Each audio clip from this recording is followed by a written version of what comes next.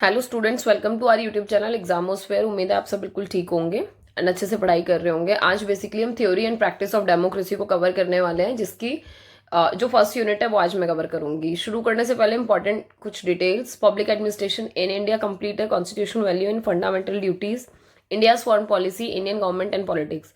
इसके अलावा अभी आपका ancient and medieval political thought भी हो चुका है। सो आप लोग ये सारी सीरीज इसी यूट्यूब चैनल की प्लेलिस्ट में जाकर चेक कर सकते हैं। अपने जो भी आपके फ्रेंड्स हैं, जूनियर्स हैं, आप उनको शेयर कर सकते हो। इसके अलावा जो भी स्टूडेंट्स न्यू हैं वो प्लीज टेलीग्राम चैनल ज्वाइन कर लेना। इवन जो भी स्टूडेंट्स ना रेगुलर भी पढ़ रहे हैं वो लोग भी जरूर ज्वाइन कर लेना टेलीग्राम चैनल, सो आपको वहां पर अपडेट मिल जाए। लाइक शेयर एंड सब्सक्राइब कर देना सो दैट मेरा भी थोड़ा मोटिवेशन बना रहे। बाकी शुरू करते हैं unit first. So origin of the idea, जो आपकी यूनिट फर्स्ट है उसमें ये पता चलेगा आपको कि किसी भी आइडिया का ओरिजिन कैसे होता है, राइट। सो हम इसमें शुरू करने वाले हैं इंट्रोडक्शन। सो आप ये देखोगे कि जो वर्ड है डेमोक्रेसी, क्योंकि जो मेन एम्फेसाइज है वो डेमोक्रेसी के ऊपर दिया जा रहा है। सो ये जो वर्ड है इसको ट्रेस बैक किया गया था एंशियंट ग्रीक टाइम पे। और आप ये देखोगे कि ये जो टाइम पीरियड है इसमें डेमोक्रेसी को बिल्कुल फर्स्ट टाइम इनिशियली यूज किया गया 5th सेंचुरी बीसी में। एंड आप ये देखो ग्रीक हिस्टोरियन हेरोडोटस को क्रेडिट जाता है इस चीज का, जिसका मतलब है रूल बाय द पीपल।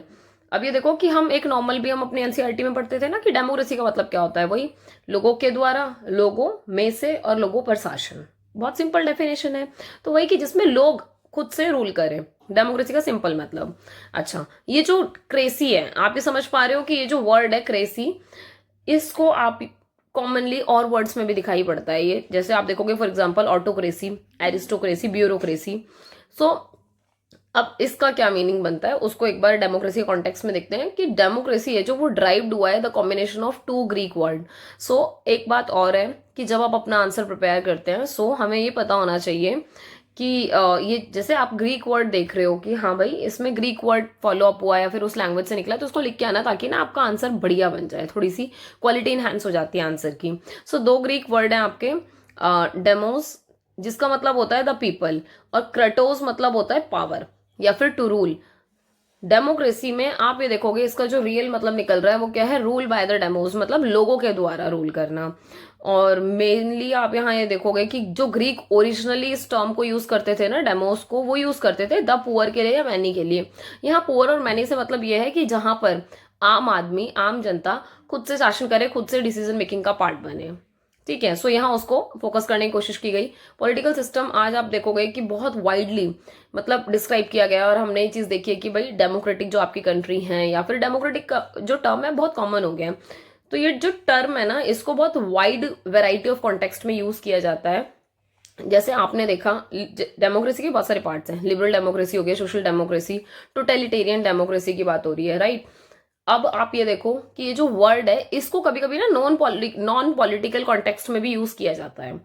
जैसे कि लोग बोल देते हैं इंडस्ट्रियल डेमोक्रेसी, या फिर हम वैसे कहते हैं कि मतलब एक होता है ना कि ये इंडस्ट्री के कॉन्टेक्स्ट में कह रहे हैं, दैट मीन्स कि एक ऐसी इंडस्ट्री होगी जहां पर लोगों को वैल्यू किया जाता होगा, जहां पर लोगों को मतलब डिसीजन मेकिंग में पार्टिसिपेट करने का मौका मिलता होगा किसी ना किसी तरीके से, समझ पा रहे हो।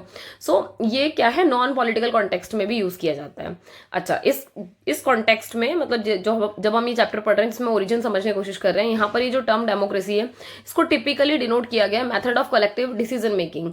ये एक ऐसा मेथड जिसमें कलेक्टिवली डिसीजन मेकिंग होती है, सब मिलकर पार्टिसिपेट करते हैं, इंजॉय करते हैं इक्वालिटी को। ठीक है, और मेन चीज क्या है कि जो आपकी डिसीजन मेकिंग की पवाइटल स्टेज है, मतलब क्योंकि डिसीजन मेकिंग एक प्रोसेस के थ्रू होता है तो उसको फॉलो अप किया जाता है। बहुत इंपॉर्टेंट बात है कि इसमें ना 4 की एस्पेक्ट्स फॉलो किए गए हैं डेफिनेशन के लिए। सो मैं ब्रीफ कर रही हूँ, आप चाहो तो उसको कंपाइल करके भी एक अपने हिसाब से लिख सकते हो, राइट। अपना इसमें जो फर्स्ट डेफिनेशन है उसको अगर आप मेजर जो कीवर्ड्स हैं उन पे फोकस करो तो देखो कलेक्टिव डिसीजन की बात हो रही है, डिसीजन मेकिंग की। अब जो कलेक्टिव डिसीजन मेकिंग हो रहा है या फिर डिसीजन लिया जा रहा है तो वो ऐसा नहीं है कि पर्टिकुलर किसी इंडिविजुअल ग्रुप के लिए, समाज में रहने वाले जो डिफरेंट डिफरेंट ग्रुप्स है ना उनको फॉलो अप कर रहे हैं। और जब वो डिसीजन मेकिंग ली जाती है तो वो बाइंडिंग हो जाती है सब पे, मतलब कि ऐसा नहीं होगा कि कुछ पर्टिकुलर लोग उसको फॉलो अप करेंगे और कुछ नहीं करेंगे। दैट मीन्स कि आप बाउंडेड हो कि हर किसी को वो चीज फॉलो अप करनी पड़ेगी। सेकंड डेफिनेशन में वो बात कर रहे हैं कि बहुत सारे डिफरेंट टाइप के आपके जो ग्रुप्स होते हैं वो डिसीजन मेकिंग के प्रोसेस में पार्टिसिपेट करते हैं डायरेक्टली और इनडायरेक्टली, जिसको आप डेमोक्रेटिक कह देते हो। उसके अलावा थर्ड डेफिनेशन में आप देखोगे कि बहुत ज्यादा ऐसा नहीं है कि यहाँ फॉलो अप कर रहे हैं कि कोई नॉर्मेटिव वेट की बात हो रही है, मतलब वो ये कह रहे हैं, नॉर्मेटिव समझ रहे हो, मतलब नॉर्मेटिव जो वर्ड है ना, वैसे ही पॉलिटिकल साइंस वर्ड ही है, हमें पता होना चाहिए इसका मतलब। यहाँ पर हम बात करते हैं basically what ought to be, कि क्या होना चाहिए, तो ये वैल्यू और नॉर्म्स को थोड़ा लेके चलते हैं। तो ये ऐसी डेफिनेशन है जो कहीं ना कहीं कंसिस्टेंट करती है। बट ये भी बात सही है कि ये मतलब ऐसा नहीं है कि किसी भी कॉन्टेक्स्ट में डेमोक्रेसी की डिजायरेबल की बात कर रही है, ठीक है, मतलब ये नॉर्मेटिव का कॉन्टेक्स्ट में कहा है मैंने। अच्छा, इसके अलावा जो डेफिनेशन ऑफ डेमोक्रेसी है वो कभी भी नॉर्मेटिव क्वेश्चन को एड्रेस नहीं करेगी, क्योंकि डेमोक्रेसी कभी ये नहीं बताएगी कि क्या होना चाहिए। बस डेमोक्रेसी क्या है कि वो प्रैक्टिकल अप्रोच के साथ चलती है, जबकि ये ना थोड़ा सा ये नॉर्म्स और वैल्यूज को थोड़ा सा लेके चलते हैं, ठीक है। तो इसको कभी भी डेमोक्रेसी के थ्रू आंसर नहीं मिल पाता इस कॉन्सेप्ट को। ये चाहो तो आप ऐड कर सकते हो, ना चाहो तो मत करो ऐड, एक बेसिक जस्ट आपको जिस्ट दिया है। इसके अलावा जो फोर्थ है आपका, इसमें आप मेजरली देख रहे हो कि जो इक्वालिटी है, आपको पता है कि डेमोक्रेटिक जो कंट्रियां होती हैं, फिर जहां भी डेमोक्रेसी फॉलो अप होती है, वहां इक्वालिटी बहुत मेजर है, मतलब वहां रिक्वायरमेंट है ही है कि हम इक्वली सारी चीजें करेंगे। अच्छा, इसके अलावा आप ये देखोगे जो फॉर्मल एनालॉगी है, मतलब अगर आप डेमोक्रेटिक कंट्री हो तो आपके यहाँ वोट डलता होगा, सिंपल सी बात है, जब वोट डल रहा है तो एक पर्सन के पास एक वोट होना जो सबसे ज्यादा इंपॉर्टेंट है। इसके अलावा रिप्रेजेंटेटिव्स की बात हो रही है कि जो भी आपके रिप्रेजेंटेटिव है, मतलब जो खड़े हो रहे हैं इलेक्शन में या फिर पार्लियामेंट में, आपको जाकर रिप्रेजेंट कर रहे हैं आपके एरिया को। सो यहाँ कहीं ना कॉम्पिटिशन भी हो जाता है कैंडिडेट के बीच में और किसके बीच में, पोजिशन के बीच में, मतलब कि वो एक पर्टिकुलर जो पोस्ट है उसके बीच में। और ये वो टाइम पीरियड है जहां पर मतलब बहुत रोबस्ट तरीके से आप ये देखोगे कि जेन्युइन इक्वालिटी मतलब आपको दिखाई पड़ती है, और जो डेलिब्रेटिव प्रोसेस एंड कोएलिशन को यहाँ फोकस किया जाता है। क्योंकि कभी कभी क्या होता है कि कोएलिशन की भी जरूरत पड़ जाएगी अगर आप मतलब सिंगल उसमें अगर आपको मौका मिल रहा है कि भाई आपको जीतना है, पर अगर आप नहीं जीत पा रहे हो, पार्टी नहीं बना पा रहे हो, तो सिंपल आपको कोएलिशन करके भी आप उस चीज को हासिल कर सकते हो। बस इतना होगा कि आपको पावर शेयरिंग करनी पड़ेगी। अच्छा, कुछ की फीचर्स हैं डेमोक्रेटिक सिस्टम के जो मेजरली पॉपुलर सॉवरेनिटी। सॉवरेनिटी का मतलब आप समझते होंगे, बहुत सारे स्टूडेंट्स को अगर जो पहले से पढ़ते आ रहे हैं चैनल पे, तो मैंने सॉवरेनिटी को बहुत अच्छे से डिफाइन भी किया हुआ है एक दो बारी। सो यहाँ संप्रभुता की बात हो रही है, मैं हल्का सा ब्रीफ करती हूँ कि जब आप अपने खुद के डिसीजन लेने के लिए एबल हो, मतलब आपको जरूरत नहीं किसी और की हेल्प की। ये बिल्कुल ऐसे है कि जैसे घर में अगर कुछ भी होता है तो हम अपनी डिसीजन मेकिंग खुद करते हैं, अपने नेबर्स को हम नहीं पूछते हैं, ठीक है। तो सेम ऐसे ही कंट्री के कॉन्टेक्स्ट में भी है कि अगर कोई भी डिसीजन मेकिंग करनी है, हमें अपनी कंट्री में कोई पॉलिसी लानी है, कुछ भी करना है, तो भाई हम खुद अपने डिसीजन मेकर हैं, हमें किसी से भी क्या, हमें किसी को भी राजा बनाने की जरूरत नहीं है अपनी पॉलिसी के लिए या फिर अपनी कंट्री के डिसीजन मेकिंग के लिए। तो यहाँ पर हम खुद से ही क्या है, खुद को गवर्न कर रहे हैं, ठीक है। सो लोगों को यहाँ क्या किया जाता है, मेन एम्फेसाइज किया गया है। फ्री एंड फेयर इलेक्शन की बात हो रही है, जहां पर आपको मतलब आपको इन द सेंस कि सिटीजन्स को राइट होता है पूरा पूरा कि वो अपने जो लीडर है उनको फ्री एंड फेयर तरीके से चूज कर सकते हैं विदाउट एनी क्या कंपल्शन। इसके अलावा सेपरेशन ऑफ पावर की बात हो रही है कि आपको पता है कि यहाँ पर different different branches of government हैं, और बेसिकली आप ये देखोगे कि पावर शेयरिंग किस किस के बीच में, एग्जीक्यूटिव के बीच में, लेजिस्लेटिव और जुडिशियल पावर के बीच में। और इनका यही है कि सेपरेट इसलिए किया हुआ है ताकि ओवरलैप ना करें, एक दूसरे के काम में बहुत ज्यादा इंटरफेरेंस ना हो। रूल ऑफ लॉ की बात हो रही है कि भाई सबके लिए इक्वल रूल है। दैट मीन्स कि कोई राजा का बेटा है तो वो भी सेम रूल फॉलो कर रहा है, राजा का बेटा इन द सेंस कि किसी मंत्री का बेटा, ठीक है। मतलब आप ये डेमोक्रेसी को उस कॉन्टेक्स्ट में लेके चल रहे हो ना पुराने टाइम पे, तो वो टाइम भी ऐसा ही था कि अगर कोई गलती की है तो वो भले ही मतलब एक होता है ना कि रूल है सिंपल, तो ये फॉलो अप हो रहा है कि भाई अगर राजा के बेटे ने भी गलती की है तो उसको भी सेम पनिशमेंट मिलेगी जो एक नॉर्मल आम आदमी को मिलेगी। सेम हम आज भी सिनेरियो में फॉलो अप करते हैं कि अगर कोई मिनिस्टर उस मिस्टेक को कर रहा है, एडमिट कर रहा है, या फिर मतलब उसका कोई बेटा बच्चा कर रहा है, तो दैट मीन्स कि वो चीज आप मेजरली देख रहे हो कि सबके लिए इक्वल है। सो रूल ऑफ लॉ सबके लिए इक्वल है, कोई इससे ऊपर नहीं है। इसके अलावा protection of individual rights, her individual को जो जो बेसिक फ्रीडम दी गई है, बेसिक राइट्स दिए गए हैं, उसको हर किसी को उसको उसकी प्रोटेक्शन मिलेगी। दैट मीन्स कि ऐसा नहीं होगा कि किसी पर्टिकुलर पर्सन से आप उसकी फ्रीडम ले लोगे, उसको जस्टिस नहीं दोगे, नहीं। दैट मीन्स कि सबको इक्वल है। दैट मीन्स आप ये देख रहे हो उसको लॉ के थ्रू प्रोटेक्ट किया गया है। फ्रीडम ऑफ स्पीच है, असेंबल होने की, प्रेस में जाने की, मतलब सारी फ्रीडम है उसको इक्वली। प्लूरलिज्म कॉन्सेप्ट नाम से समझ में आ रहा है, प्लूरलिज्म जहां पर डाइवर्सिटी की बात हो रही है कि रिस्पेक्ट किया जाता है डाइवर्सिटी को। इसके अलावा जो आपके मल्टीपल व्यू पॉइंट्स एग्जिस्ट करते हैं एक ही सोसाइटी में, डिफरेंट डिफरेंट इंटरेस्ट के लोग, उन सबको भी क्या किया जाता है, रिकॉग्नाइज किया जाता है। इसके अलावा अकाउंटेबिलिटी मतलब जवाबदेही, राइट। सो इसमें क्या होता है कि जो लीडर्स हैं वो अकाउंटेबल हैं किसके लिए, अपनी जनता के लिए, कि इनकेस आप कुछ भी काम कर रहे हो। अब आप देखो इलेक्शन का टाइम पीरियड होता है तो क्या होता है, अभी इलेक्शन चल रहे हैं, क्या क्या चल क्या रहा है इसमें, यही चल रहा है ना, लोग काम कर रहे हैं, अब काम करके दिखा रहे हैं, क्योंकि जनता पूछेगी कि भाई हम आपको वोट क्यों दे, आपने क्या काम किया? आपने तो ऐसा कहा था 5 साल पहले, हम ये करेंगे वो करेंगे, स्कूल कॉलेजेस खुलवाएंगे, इस एरिया में तो कोई कॉलेज नहीं खुला, इस एरिया में तो कोई लाइब्रेरी नहीं खुली। समझ पा रहे हो? सो दैट मीन्स कि अब उनकी अकाउंटेबिलिटी फिर वो जवाब में देंगे कि जी परमिशन नहीं मिली या वट एवर, जो भी उनको एक्सक्यूज बनाना होगा। ठीक है। सो एक बात और है कि इनकेस अगर ऐसा लगता है कि काम पूरा नहीं हो रहा, प्रॉपर नहीं हो रहा, तो रिमूव करने का भी पूरा पूरा क्या है, प्रावधान है, पूरी चीजें हैं। तो इलेक्शंस के थ्रू भी सीधी सी बात है, जनता तो बहुत प्यार से रिमूव करती है। ठीक है। तो अगर लगता है कि भाई कोई भी लीडर पब्लिक की एक्सपेक्टेशन को फुलफिल नहीं कर पा रहा, तो सिंपल सी बात है कि भाई साहब वो वैसे भी आउट हो जाएगा खेल से। ठीक है। इसके अलावा origin of idea, ancient Greece. अब देखो कि ये जो ग्रीस टाइम पर अगर हम देख रहे हैं तो थोड़ा सा हम स्पेसिफाई कर रहे हैं, हालांकि मैं आपको ऑलरेडी पहले ही कवर कर चुकी हूँ, तो उसको मैं बहुत क्विकली वाइंड अप करने वाली हूँ, मतलब it's only for your note making. अब देखो यहाँ पर जो कुछ कुछ बेसिक आइडिया, ओरिजिन जो है डेमोक्रेसी का वही एंशियंट ग्रीस से माना गया। वहां पर ना छोटे छोटे सिटी स्टेट्स होते थे, सिटी स्टेट ऑफ एथेंस कहा जाता है उसको। ठीक है। कि छोटे छोटे से सिटी स्टेट होते थे जहां पर इसको फॉलो अप किया जाता था 5th सेंचुरी BCE में। जो एथेनियन डेमोक्रेसी है उसकी जो मेन कैरेक्टरिस्टिक थी वो क्या थी कि वो डायरेक्ट डेमोक्रेसी थी, क्योंकि ये हम भी समझ पाते हैं कि एक होता है डायरेक्ट डेमोक्रेसी, एक होता है इनडायरेक्ट डेमोक्रेसी। डायरेक्ट डेमोक्रेसी में क्या होता है, जैसे आप देखोगे इसका बेस्ट एग्जांपल है आज के टाइम पर स्विट्जरलैंड, जहां पर क्या होता है कि जो डिसीजन मेकिंग होती है ना, लोग डायरेक्ट उसमें कंट्रीब्यूट कर पाते हैं। ठीक है। अब आप इंडिया का बताना जरा, इंडिया किस में आता है, डायरेक्ट में आता है या इनडायरेक्ट में आता है? तो यहां पर क्या था, मतलब उस टाइम की बात कर रहे हैं हम, कहाँ की, एथेंस की बात कर रहे हैं। सो वहां पर सारे के सारे सिटीजन को इक्वल राइट था कि वो क्या करें, डिसीजन मेकिंग के प्रोसेस में पार्टिसिपेट करें, चाहे वोटिंग के थ्रू करो या फिर आप अपने मतलब ज्यूरीज के थ्रू करो। मतलब ये कि तरीका देखो कोई भी हो सकता है, पर आपका डायरेक्टली पार्टिसिपेशन मैटर करता है डायरेक्ट डेमोक्रेसी में। सिंपल सी बात है। जो सिस्टम ऑफ डेमोक्रेसी है, आप ये देखोगे कि ये इंक्लूसिव नहीं होता सारे मेंबर ऑफ सोसाइटी के लिए कि उस टाइम पे, मतलब मैं अब जैसे अगर मान लो मैं प्रेजेंट टेंस में भी अगर आपको समझा रही हूँ तो आप यही सोचना कि हम उस सिनेरियो में जाके बात कर रहे हैं। ठीक है। सो इस पे मत जाना कि मैम ये बोल रही है कि नहीं होता, मतलब नहीं होता था ही है, बस एक वो होता है ना, वो फ्लो में बैठ जाती है वो चीज। तो हम यही प्रिडिक्ट कर रहे हैं कि हम अभी एंशियंट वाले टाइम में ही बैठे हैं ताकि हम इसको इजीली क्विकली वाइंड अप कर सकें। सो ये वो टाइम है जिस टाइम पर विमेन्स को एक्सक्लूड किया गया, स्लेव को और नॉन सिटीजन को। अब यहाँ ना सबसे इंपॉर्टेंट बात है समझने वाली कि इनको समाज का हिस्सा ही नहीं माना जाता था। ठीक है। इसलिए इन्होंने क्या किया कि भैया डेमोक्रेसी में सारे मेंबर नहीं आ रहे, इसीलिए उन्होंने कहा ना नॉट इंक्लूसिव, सब इंक्लूड नहीं हो रहे सारे मेंबर। ठीक है। सो विमेन, स्लेव, नॉन सिटीजन को बाहर निकाल दिया। इसके अलावा बहुत स्मॉल जो आप ये देखोगे ना प्रोपोर्शन था पॉपुलेशन का, जो उसका पार्ट था अबाउट 10 to 20%, इसको एज अ सिटीजन कंसिडर किया जाता था। और जो मेन चीज है ना, आप यही देखोगे कि इसमें ना मतलब फॉरेनर्स भी एक्सक्लूड थे कि वो किसी भी पॉलिटिकल प्रोसेस के पार्टिसिपेशन में पार्टिसिपेट नहीं कर सकते थे। एथेनियन जो डेमोक्रेसी है उसके कुछ कुछ की फीचर्स हैं जिसको हम अगर बेसिकली देखें तो यहाँ सिटीजन असेंबलीज थी, सारे मेल सिटीजन थे। सिंपल, क्योंकि मैंने बताया अभी कि भाई वीमेन तो बाहर थी। ठीक है। सो ये एबल थे अटेंड करने के लिए असेंबली को, जो वोट्स देना किसी भी डिसीजन के ऊपर, किसी भी सिटी स्टेट से रिलेटेड कोई भी डिसीजन लेना है, मतलब ये ही वोट दे सकते हैं। जूरी सिस्टम था कि भाई जो भी ट्रायल्स वगैरह करने हैं या फिर जो भी लीगल केसेस हैं उनको क्या होगा कि मतलब जूरीज में भी भाई मेल ही बैठेगा। और ज्यादातर क्या होगा कि यही वाली चीज होगी कि जो भी जूरीज सिलेक्ट करेगी अपने हिसाब से उसको फॉलो अप करना पड़ेगा। पॉलिटिकल ऑफिशियल्स की बात हो रही है कि जो पॉलिटिकल ऑफिशियल्स हैं उसको लोगों द्वारा ही चुना जाता था। जैसे इसमें मजिस्ट्रेट हो गया, मिलिट्री जर्नल्स हो गए, ये देखो इंपॉर्टेंट बात है कि इसको लोग खुद से चुन रहे हैं कि हाँ आई थिंक ये बेस्ट है। आई थिंक मतलब एक सिंगल इंडिविजुअल नहीं, सारी जनता मिलकर वोटिंग हो रही है।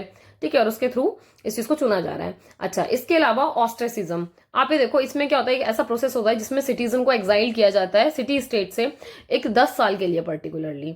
ठीक है। और ये वो वाला टाइम पीरियड है जिसमें आप ये देखो कि अगर ऐसा लगता है ना कि भाई थ्रेट दे रहा है कोई डेमोक्रेसी को या कोई ऐसी हरकत कर रहा है जिसकी वजह से दिक्कत हो सकती है, तो उसको क्या किया जाता है, कुछ पर्टिकुलर टाइम पीरियड के लिए एक सजा टाइप की मान लो कि कर दिया जाता है बाहर। कुछ ऐसे भी अदर सिटी स्टेट रहे जहां पे डिफरेंट डिफरेंट टाइप ऑफ आपको गवर्नमेंट दिखेगी, जैसे कि ओलिगार्की, जहां पर अब ओलिगार्की में क्या होता है, जहां पर क्या होता है कि जो पावर है वो स्मॉल ग्रुप ऑफ इंडिविजुअल्स, मतलब एक छोटा सा ग्रुप होगा जिसमें वो लोग क्या कर रहे होंगे, शासन कर रहे होंगे पूरे के पूरे कंट्री पर। ठीक है। सो ये ओलिगार्की हो गया। एथेनियन डेमोक्रेसी परफेक्ट नहीं थी मॉडर्न स्टैंडर्ड्स के हिसाब से।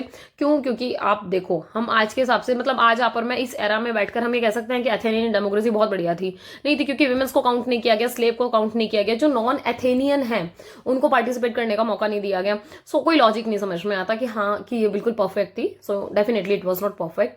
अच्छा, प्लेटो का अगर देखा जाए तो उन्होंने डी टेस्टेड डेमोक्रेसी के बारे में बोला, और उन्होंने कहा उनके हिसाब से कि जो रूल है ना, मतलब वो ये कह रहे हैं कि डॉक्सा ओवर फिलोसफिया, ये जो टर्म है आप इससे ये समझने की कोशिश कर सकते हो कि वो ये कह रहे हैं कि आप ना आपने सिर्फ ना क्रिएट किया हुआ है जबरदस्ती का, जबकि मतलब वो थोड़ा, ये जो प्लेटो है इनकी जो आइडियोलॉजी थोड़ी सी आइडियलिस्टिक टाइप की है, ठीक है। सो ये आइडियल थॉट के हिसाब से बात करते हैं। वो कहते हैं कि जो ओपिनियन है ओवर नॉलेज वो बहुत मैटर करता है। दैट मीन्स कि नॉलेज है वो ठीक है, पर लोगों से नॉलेज सब लेके बैठे हैं, वुमेन्स के पास भी होंगी ना डेफिनेटली, ऐसा नहीं है स्लेव के पास नॉलेज नहीं हो सकती, उसके भी पास काम की चीजें मिल सकती है, या कोई ऐसे थॉट प्रोसेस, कोई ऐसा सजेशन मिल सकता है, right. So he is talking about opinion also matter. अच्छा, इसके अलावा आप एरिस्टोटल की बात करो, ग्रीक जो फिलोसफर हैं आपके, उन्होंने कहीं ना कहीं मतलब एक होता है ना कि इनके थोड़े से नेगेटिव व्यूज रहे डेमोक्रेसी को लेकर, किसके, एरिस्टोटल के। अच्छा, और था क्या बेसिकली, मतलब उनको ऐसा लगता है कि भाई जो डेमोक्रेसी होती है वहां पर इंस्टेबिलिटी बहुत ज्यादा है, करप्शन बहुत ज्यादा है। जो मेन कंसर्न था वो यही था कि यहाँ पर इनको ऐसा लगता है कि ये टायरनी ऑफ द मेजोरिटी हो जाती है, कि जो मेजोरिटी है वो मिलकर टायरनी कर देते हैं, और जहां पर मेजोरिटी ऑप्रेस करती है किसको, माइनॉरिटी को। देखो एक सिंपल सा कॉन्सेप्ट वर्क करता है कि कहीं पर भी जो मेजोरिटी और माइनॉरिटी का डिफरेंस हमें पता है, राइट। मेजोरिटी जो बहुत ज्यादा संख्या में, माइनॉरिटी जो बहुत कम संख्या में। सो जो ज्यादा है वो डेफिनेटली किसको किसको सप्रेस कर देंगे, जो माइनॉरिटीज को है, ठीक है।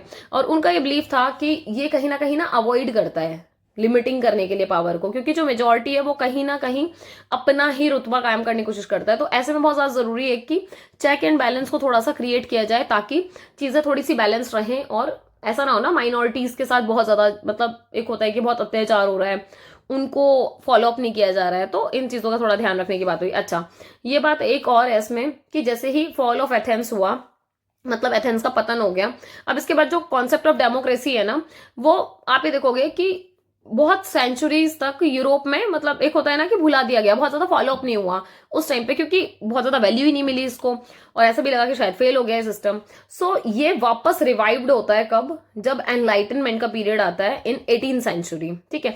तब इसको फिर से वापस से समझ में आता है कि यार इसको यूज करना चाहिए, शायद ये बेस्ट है, शायद अच्छा हो सकता है, ठीक है। सो आप जॉन लॉक को देखोगे, रूसो को, है ना, रूसो की बात करते हैं यहाँ पर, इन्होंने हेल्प किया इन कॉन्सेप्ट को पढ़ने में, समझने में, पर किस तरीके से, नॉट डायरेक्टली। इन्होंने इंडिविजुअल के राइट्स की बात करी, इन्होंने पॉपुलर सॉवरेनिटी की बात करी। यूनाइटेड स्टेट में मतलब ऐसा माना जाता है कि जो फर्स्ट मॉडर्न डेमोक्रेटिक जो नेशन है ना वो यूनाइटेड स्टेट है। यूनाइटेड स्टेट में इसको फर्स्ट टाइम अडॉप्ट किया गया था ऐसे प्रॉपर, मतलब ऐसे वाइड रूप से, और इन्होंने अपना जो कॉन्स्टिट्यूशन है वो अडॉप्ट किया था 1787 में। और ये जो है ना, ऐसे क्वेश्चंस आपके फंसते हैं कॉम्पिटेटिव एग्जाम्स में भी, सो इसको भी थोड़ा सा ध्यान रखना, मतलब कई बार पूछ लेते हैं। इसके अलावा origin of democracy in India, अब अगर इंडिया कॉन्टेक्स्ट में देखें, सो हमें पता है कि भाई एंशियंट इंडिया बहुत ज्यादा डिफरेंट टाइम पीरियड रहा है मॉडर्न टाइम पीरियड से, और इसकी अंडरस्टैंडिंग भी बहुत ज्यादा अलग रही है, और इसी बात के ऊपर काफी मतलब स्कॉलर्स के बीच में डिबेट भी रही है। जैसे एक अर्लीस्ट फॉर्म ऑफ अगर डेमोक्रेटिक गवर्नेंस की बात की जाए एंशियंट इंडिया में, मतलब अभी थोड़ा सा एंशियंट के साथ मॉडर्न का हल्का सा कंपैरिजन करते हुए पढ़ रहे हैं, ठीक है।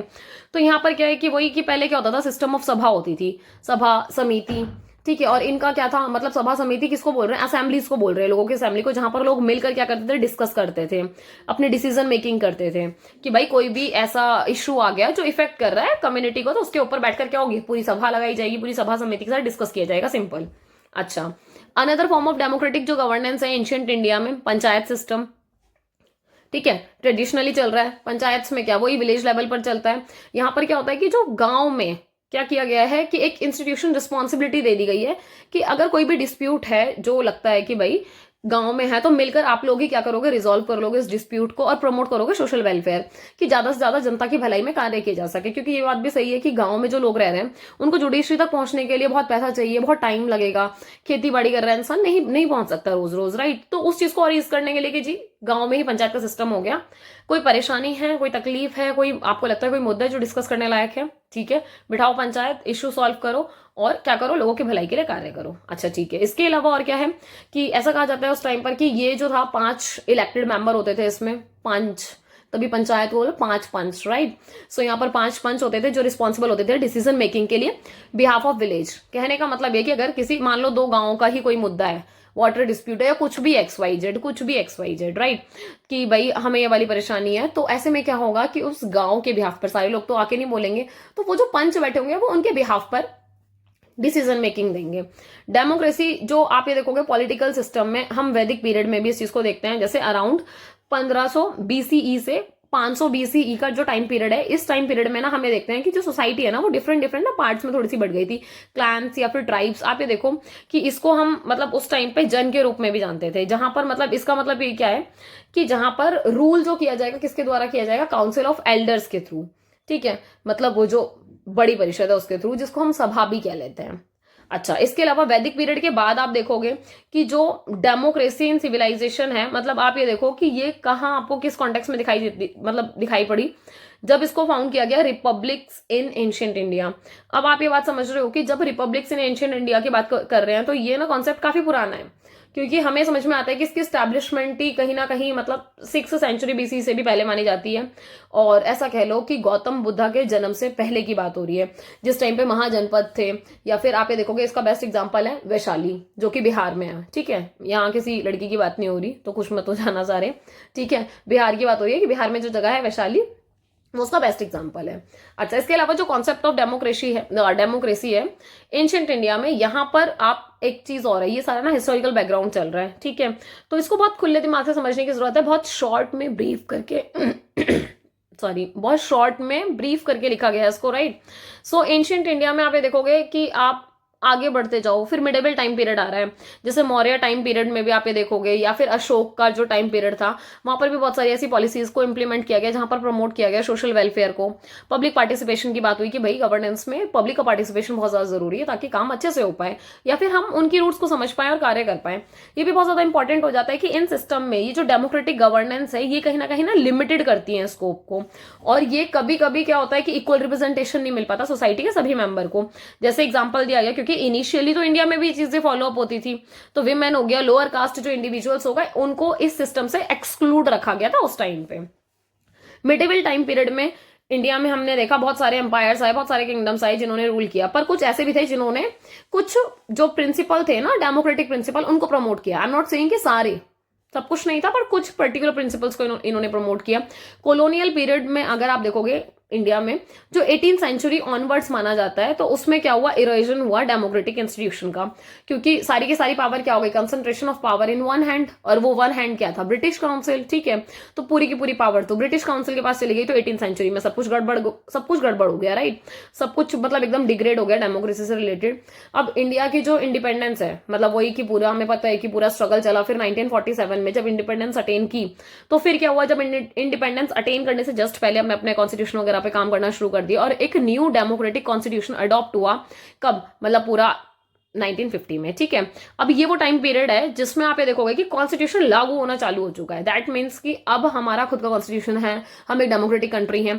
तो पहले से ही रूट्स भी हमारी ऐसी थी, बट स्टिल इरोजन हो रहा था, वो चीज फॉलो अप नहीं हो रही थी। सो अब इंडिया एक सॉवरेन, सोशलिस्ट, सेक्युलर और डेमोक्रेटिक रिपब्लिक की तरह वर्क कर रहा है। अच्छा, इसके अलावा जुडिशरी, फ्री प्रेस है यहाँ पर, ये बात सही है।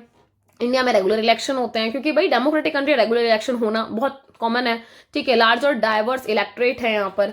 अच्छा, एक चीज और है कि यहाँ पर स्टैब्लिश किया गया है one of the largest and most vibrant democracies in the world. ऐसा कहा जाता है जिस टाइम पर इंडिया में पहले इलेक्शन हुए थे ना, पहले इलेक्शन, पूरा वर्ल्ड ये कह रहा था फेल हो जाएंगे इलेक्शन, हो ही नहीं पाएंगे क्योंकि डाइवर्सिटी बहुत ज्यादा है, कैसे सक्सेसफुल होगा, जबकि इंडिया उस टाइम पर अपने आप को एक सक्सेसफुल डेमोक्रेटिक नेशन स्टैब्लिश कर चुका था, ठीक है। और ये बहुत बड़ी बात है, बहुत बड़े बड़े न्यूज़पेपर में था। इवन ये बात हमने एनसीईआरटी में भी पढ़ी, आप लोगों की स्कूल टाइम में पढ़ी होगी सबने, ठीक है। तो ये वो वाली चीज है। तो इंडिया को मतलब एक होता है ना कि वर्ल्ड में काफी नाम मिलता है, काफी पॉपुलर है कि भैया एक डेमोक्रेटिक नेशन जहां पर इतनी डाइवर्सिटी और स्टिल इतनी चीजें बढ़िया से चल रही है। थोड़े बहुत कॉन्फ्लिक्ट हर जगह होते हैं, बट ऐसे कॉन्फ्लिक्ट नहीं है कि डेमोक्रेसी ही हमारी खत्म हो जाए, राइट। सो ये बहुत इंपॉर्टेंट। अच्छा, बाकी एक दो जरूरी बातें हैं, वो ये कि जैसे अगर हम इंडिया कॉन्टेक्स्ट में लिख के आए, तो आप चाहो तो इसको थोड़ा सा और इलेबरेट करने के लिए, अपने आंसर को थोड़ा सा और अच्छा बनाने के लिए आप ये भी मतलब लिख सकते हो। जैसे हालांकि यहाँ ना एफर्ट मतलब वो आना चाहिए कि ये क्या होने लगा था, इनटू इफेक्ट। जैसे मैंने आपको बोलते हुए बताया कि ये इफेक्ट में आया 1950 में। आप चाहो तो डेट लिख सकते हो कि ये अडॉप्ट कब हुआ था। अडॉप्ट तो हम सबको पता ही होगा, ठीक है, 26 नवंबर 1949, ठीक है। और इनटू इफेक्ट में कब आया, 1950 में। तो ये थोड़ा सा हमें पता हो, और 1950 की भी डेट पता हो, 26 जनवरी, गणतंत्र दिवस तभी तो मनाते हैं इसको, ठीक है। सो इसको जरा नोटिफाई कर लेना या लिख लेना अपने आंसर में। अच्छा, इसके अलावा क्या मॉडर्न डेवलपमेंट्स की अगर बात करें कि जो प्रोग्रेशन है, आप देखो डेमोक्रेसी का मॉडर्न टाइम में, मॉडर्न ही डेमोक्रेसी के कॉन्सेप्ट को जन्म मिला है। अब इसमें कंफ्यूज होने वाली बात नहीं है, सिंपल सी बात है कि एंशिएंट टाइम पर अलग तरीके से डेमोक्रेसी चलती थी। आज के टाइम पर जैसे मॉडर्न टाइम में जरूरत के हिसाब से नई नई चीजें आई हैं। जैसे कॉमनली अज्यूम किया जाता है कि जो फॉर्म ऑफ डेमोक्रेसी है यहाँ पर आप ये देखो, मोस्ट जो वेस्टर्न सोसाइटीज हैं मतलब उसी से प्रिवलेंट माना जाता है। जैसे रेगुलर कॉम्पिटेटिव इलेक्शंस होंगे, यूनिवर्सल सफरेज समझ रहे हो, वोटिंग की बात हो रही है जो 18+ है। इसके अलावा सोल और सुपीरियर मॉडल ऑफ डेमोक्रेसी माना जाता है। ये जो नोशन है ये कहीं ना कहीं क्वालिफाई तो कर रहा है किस चीज को, लिबरल को। दैट मीन्स कि जो डेमोक्रेसी है या फिर ये एक ऐसा कॉन्सेप्ट है जो लिबरल थिंकिंग को, लिबरल चीजों को थोड़ा फॉलो अप कर रहा है, तो ये कहीं ना कहीं ट्रांसफॉर्म हुआ लिबरल डेमोक्रेसी में। अच्छा, इसके अलावा जो लिबरल डेमोक्रेसी है इसको कभी कभी मिसलीड भी कर दिया जाता है। जैसे ये डिफर है थोड़ा सा किससे, liberal perspective on democratic organisation से, बिकॉज आप इसकी आइडेंटिफिकेशन थोड़ा अलग तरीके से समझते हो। जैसे 4 यहाँ पर कंट्रास्टिंग मॉडल्स की बात की गई है डेमोक्रेसी के कॉन्टेक्स्ट में, जैसे classical democracy, protective democracy, developmental democracy and people's democracy. Classical democracy की अगर बात करें तो जो इसकी रूट्स वगैरह हैं वो कहाँ, पॉलिस, ठीक है, सिटी स्टेट्स की बात हो रही है या फिर एंशिएंट ग्रीस की बात हो रही है, पर्टिकुलरली वहां इसका रिनाउंड माना जाता है। अच्छा, इसके अलावा एथेंस में हमें पता है कि पॉलिटिकल जो डिसीजन मेकिंग है वो कहीं ना कहीं डायरेक्ट पार्टिसिपेशन से होती थी, और जितने भी सिटीजन थे, मैंने कहा जितने भी, समझ पा रहे हो, मैं यहाँ जोर इसलिए दे रही हूँ क्योंकि यहाँ पर विमेन्स और स्लेव एक्सक्लूड थे। अच्छा, वो एलिजिबल थे कि भाई आप डायरेक्टली पार्टिसिपेट कर सकते हो असेंबली में। मतलब आप ये, और एक और चीज है, एक्सलेशिया कहा जाता था उस टाइम की असेंबली को, ठीक है, जहां पर सिटीजन्स को राइट था कि वो डिबेट कर सकते हैं, प्रपोज कर सकते हैं। मतलब कि अपनी कोई भी बात है, उनको कोई लगता है कोई पॉलिसी को प्रपोज करना है तो वो क्या करेंगे कि भाई अपनी बात रखेंगे, ठीक है, क्योंकि डायरेक्टली आप उस चीज को इंप्लीमेंट नहीं करा सकते, पहले आपको पर्टिकुलरली एक प्रोसेस फॉलो अप करके कि उस चीज को क्या करना पड़ता है, पेश करना पड़ता है। वोट ऑन लॉज, अगर कोई लॉ है, कोई पॉलिसीज है तो उसके ऊपर वोट डालना। सो ये सारी की सारी डायरेक्ट इन्वॉल्वमेंट थी सिटीजन की डिसीजन मेकिंग में। इसके अलावा ये कैरेक्टरिस्टिक को एथेनियन डेमोक्रेसी के रूप में माना गया। अब ये चीज शिफ्ट होती है प्राइमरली अगर आप देखोगे public participation in political life, क्योंकि आप ये देखो पब्लिक पार्टिसिपेशन धीरे धीरे बढ़ता है पॉलिटिकल लाइफ में, ठीक है। सेफ गार्डिंग सिटीजन्स, अगर लगता है कि भाई अगर जरूरत है तो सिटीजन को सेफ गार्ड करने के लिए अगेंस्ट गवर्नमेंट ओवररीच, कभी कभी क्या होता है गवर्नमेंट ओवररीच कर जाती है, जो अपनी लिमिटेड है, जो बाउंड्रीज है वो क्रॉस कर ओवररीच करिए, तो ऐसे में लोगों को सेफ गार्ड की जरूरत पड़ती है। तो इसकी बात आई, तो यहाँ पर बात आई प्रोटेक्टिव डेमोक्रेसी की, कि भाई गवर्नमेंट को अगर, क्योंकि डेमोक्रेसी में क्या है, हम में से कोई खड़ा हो रहा है ना जाकर हमारे ऊपर रूल करने के लिए, सारी चीजें मैनेज करने के लिए, तो आपको हमने लिमिटेड राइट दिया, इतना राइट भी नहीं दिया कि आप लिमिट क्रॉस करो, ठीक है। सो वो प्रोटेक्टिव डेमोक्रेसी कॉन्टेक्स्ट में आया। और ये जो आइडिया है पर्टिकुलर अपील का, अर्लियर अगर आप देखोगे जो लिबरल थिंकर है उन्होंने इस चीज को एक्सपेंड किया कि जो इंडिविजुअल की लिबर्टी है वो बहुत ज्यादा मैटर करती है, तो आप लिमिटेड तरीके से ही क्या कर सकते हो, इंटरफेयर कर सकते हो। लॉक भी कहते हैं, बहुत इंपॉर्टेंट थिंकर है, आप इसको मार्क करके आना, मतलब लिख के आना अपने आंसर में, कि जो डेमोक्रेटिक वर्ड है या फिर ये जो सिस्टम है किसकी बात कर रहा है, गवर्नमेंट बाय कंसेंट। कंसेंट समझ रहे हो कि सहमति से, आपसी सहमति से ही इस सरकार को बनाया गया है, ठीक है, हमने ही मिलकर बनाया गया। तो इसका फंक्शन क्या है, यही कि ये कहीं ना कहीं रिप्रेजेंटेटिव असेंबली की तरह काम कर रही है। कहने का मतलब कि भाई हम में से तो एक बंदा जाके खड़ा हुआ है तो हम सबको रिप्रेजेंट कर रहा है, सिंपल। तो इस फ्रेमवर्क के अंदर जो सिटीजन है उनका इंटरेस्ट होता है कि भाई उनकी जो पावर है वो कहीं ना कहीं हमने इलेक्टेड रिप्रेजेंटेटिव को अपनी मर्जी से दी है कि सारे के सारे मिलकर क्या करेंगे, हमारे बिहाफ पर आप डिसीजन ले रहे हो। अल्टीमेटली यही ट्रूथ है, ठीक है, कि डिसीजन मेकिंग हो रही है। और ये जो रिप्रेजेंटेटिव असेंबली है ये कहीं ना कहीं मतलब एक चैनल के थ्रू कि भाई जितने भी सिटीजन हैं वो एक्सरसाइज कर रहे हैं अपने सारे राइट्स को, पार्टिसिपेशन दिखा रहे हैं गवर्नमेंट के जितने भी प्रोसेस हैं तो उसको फॉलो अप कर रहे हैं।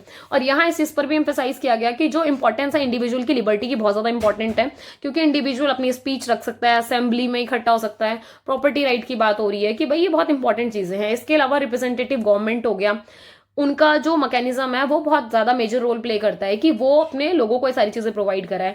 सिटीजन जो है वो अपने खुद के कंसेंट से तो उन्होंने आपको सारी चीजें दी हैं, तो इसका मतलब कि वो अपनी चीजें आराम से क्या कर पाए, काम कर पाए। और यहाँ एक रिप्रेजेंटेटिव अकाउंटेबल होता है, क्योंकि जनता ने आपको क्या बनाया, रिप्रेजेंटेटिव बनाया है, तो जनता के प्रति हर एक रिप्रेजेंटेटिव की क्या बनती है, अकाउंटेबिलिटी बनती है, उनको अपनी जवाबदेही देनी पड़ती है अगर जनता कुछ भी पूछे तो।